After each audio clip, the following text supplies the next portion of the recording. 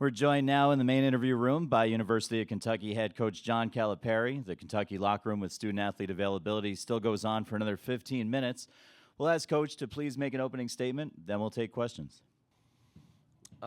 We're happy we're still playing, and the kids are in a great frame of mind. I'm really focused on my team, trying to stay focused on what we control, and kids seem to be in a great spirit. First question's in the left-hand section, just to the left of the aisle in the back. Tom Withers, Associated Press. Hey, John, you've seen presses all year. What makes West Virginia's different? You know, the thing I would tell you that I've seen Bobby's teams over the years. Obviously, we've been friends for a long time, but he's doing stuff this year I've not seen him do. And that tells you the kind of coach he is. He looked at his team and said, hey, we're going to have to play a little different. So they're giving up 2-point baskets. They're, a high percentage, which I've never seen a team have a field goal percentage that high and do this well. But they're creating havoc. They're taking you out of your offense. They're creating opportunities for tough shots or turnovers. They're playing very physical. They're coming in and letting you know it's going to be body to body. You better be ready. And he looked at his team and said, that's how we have to play. And offensively, we got to space this court. We got to beat him on the dribble. We got to. It's what it's about. What team do I have? How do we have to play to have success?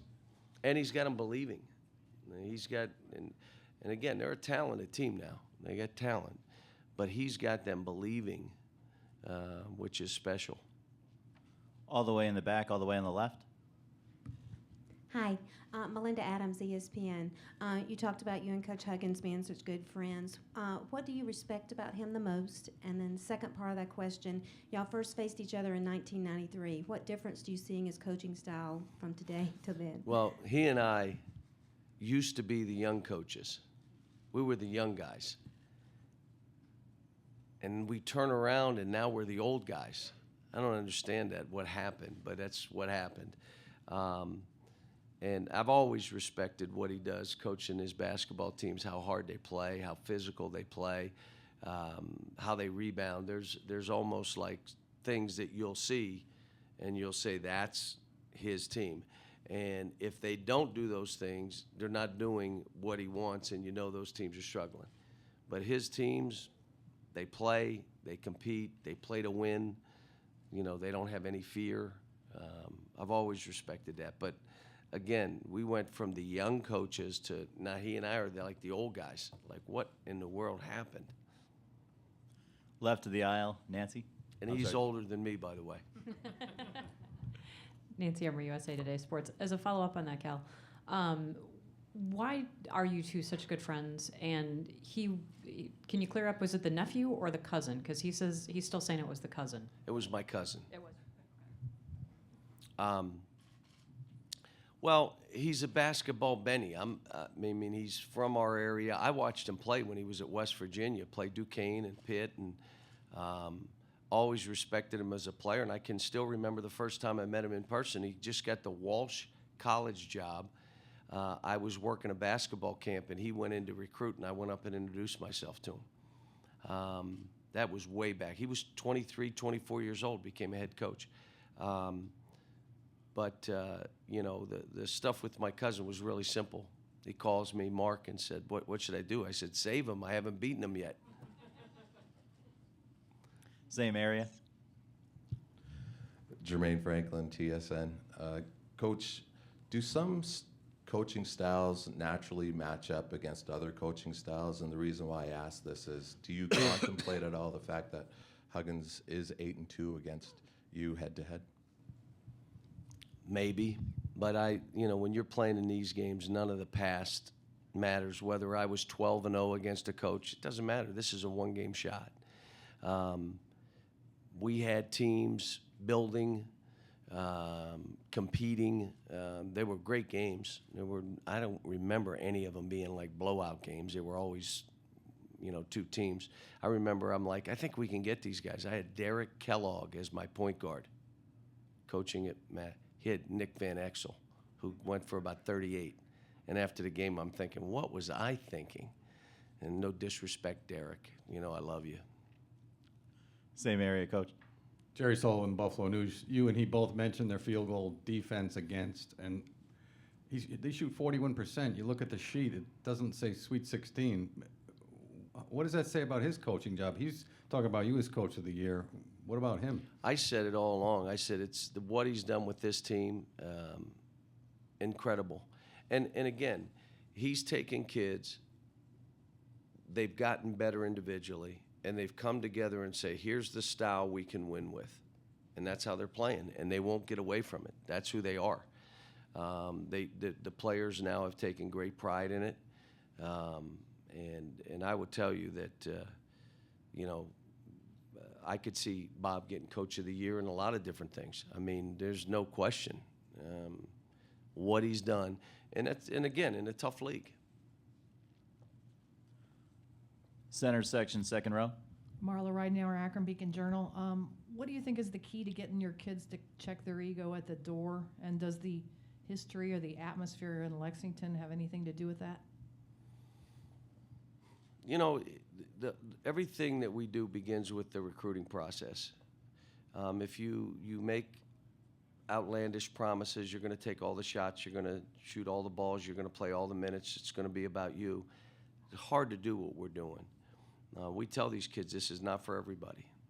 You're not going to come here and shoot 30 balls a game. Now, you may get 30 in a game or 2 or 3, but you're not averaging 30 because you're going to have 7, 8 other guys, 6 other guys that are just like you, and you're going to have to defend. You're going to do your thing. I mean, we tell them, if you want to run around, chase, that you can't do it here. They'll do a 30-30 movie on you. You're here to get better, to go from point A to point B to point C. You're here to improve yourself.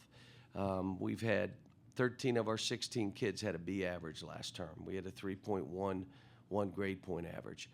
For the last 5 years, we've had a 3.0 grade point average as a team. Graduated 10 guys, we'll graduate 4 from this team. So it's not at the expense of academics. It's none of that. These kids have shared. The thing that we had to figure out is 4 kids decided to come back. Now you got 10. What do you do? If you want them all to eat, you got to figure out how to play 10, which is why we platooned. Now we're at 9, and I'm trying to play 9. I want all those kids to play. I want them all to have their opportunity, but they got to go in and perform. All the way to the left side. Three, The Fan in Cleveland. Coach, this morning LeBron James had some very complimentary words to say about his friendship with you and the job you're doing. And obviously his team is hopefully on its way to a championship for those in Cleveland. You're here playing in Cleveland. There's no way you haven't thought, at least just a little bit, what it would be like if your role was reversed, right? What would my role be reversed in what way? If you were coaching here. No, Cleveland. I haven't. And this thing that I have taken on is all-consuming. But I've kept an eye on Cleveland because I'm a fan. Obviously, LeBron and I go back a ways, and watching what they're doing and how they're coming together, knowing stuff doesn't happen overnight. It takes time for things to click. And I think Dave's doing a great job. I've said it before, and obviously the best player in the universe is LeBron, and I'm happy for him and being able to come home and do the things that he's doing. Just a reminder, please refrain from recording video in the main interview room at all times. We have another question on the left to the right of the aisle. Yeah, Kellis Robinette here with the Wichita Eagle. Coach, you guys and Wichita State are in the same bracket 2 years in a row. What did beating them in that third-round game last year mean to you guys on your march to the title game? It was a heck of a game. It was one of the best college basketball games I've been involved in. Shouldn't have happened at that round. I mean, that game should have been a Final Four game or at least a regional final game, but it did. We were very fortunate to get out. They missed a shot at the buzzer to win the game. Down in the front on the left. Steve Jones from the Courier-Journal.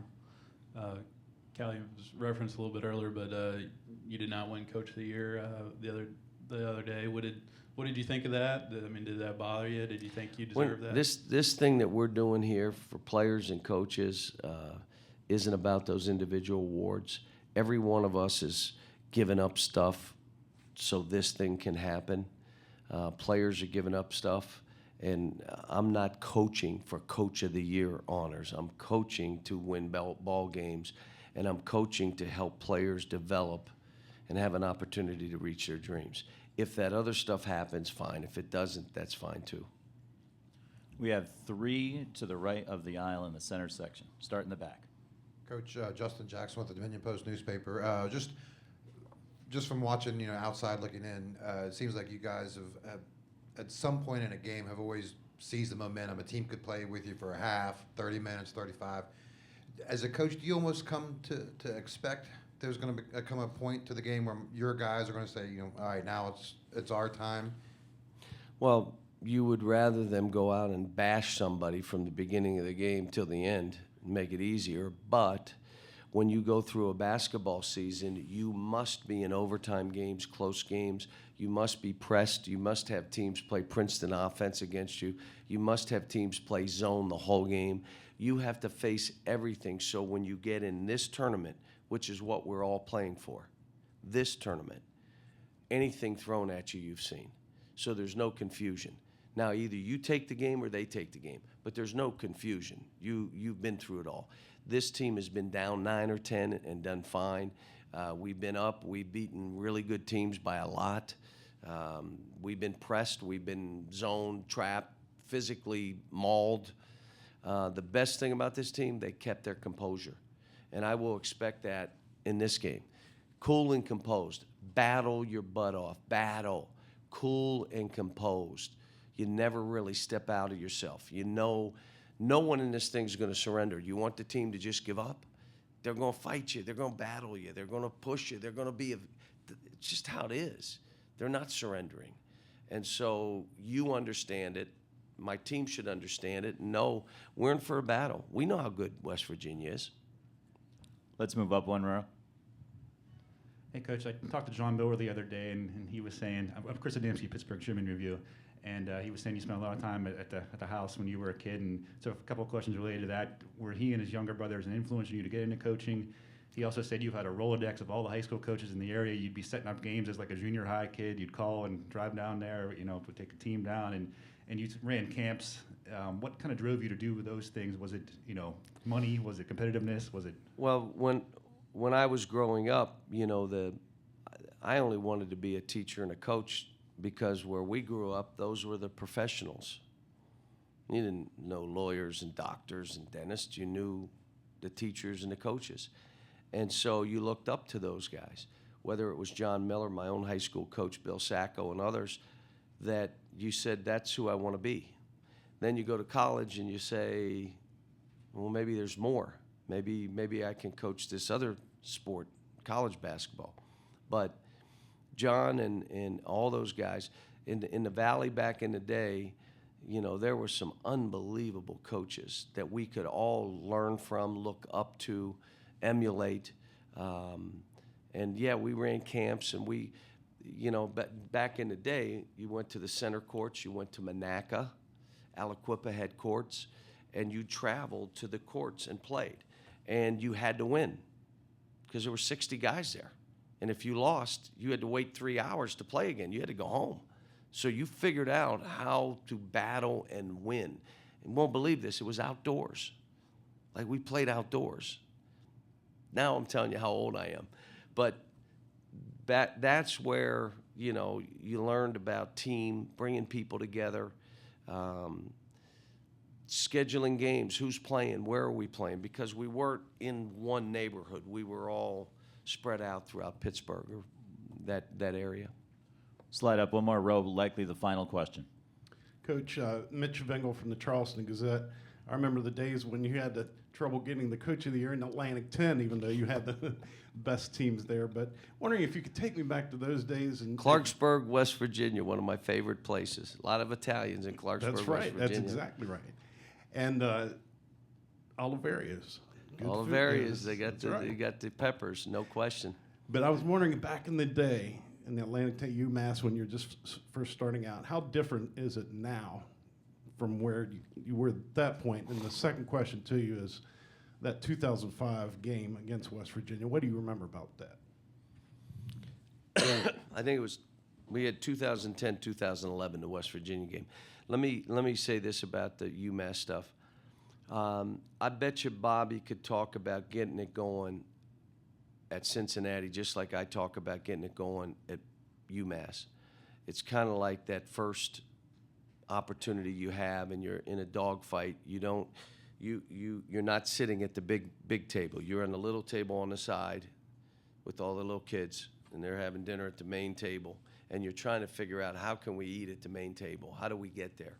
The players that I coached there, again, it wasn't the era of kids leaving early. In my 8 years at UMass, we had one kid leave after his junior year, Marcus Camby. Everyone else stayed 4 years. It was a totally different era. You had an idea what your team would be like. We weren't able to recruit the McDonald's All-Americans.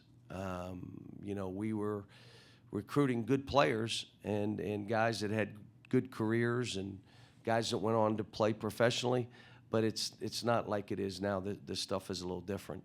But I look back on that time in a very fond way. My family still considers UMass our home, Massachusetts our home. My daughters, one was born there, and Aaron both went to school there. So, it was a special time. The games that we played in 2010, it was a different game. 2010, they were the 2 seed, we were the 1 seed. It was a regional final with the 1 and the 2. I think the next year, it may have been in a round of 32, I believe. I'm not positive, but it may have been in a round of 32. And Brandon Knight, if I remember, had a big night and shot the ball and scored well. But they were both good games. I mean, if I remember right, in 2010, we went 0 for 20 from the three-point line. So to be in the game 0 for 20 I must have had a hell of a team, which I did. We'd like to thank Coach Calipari for joining us in the main interview room. The Kentucky locker room should be closed right now.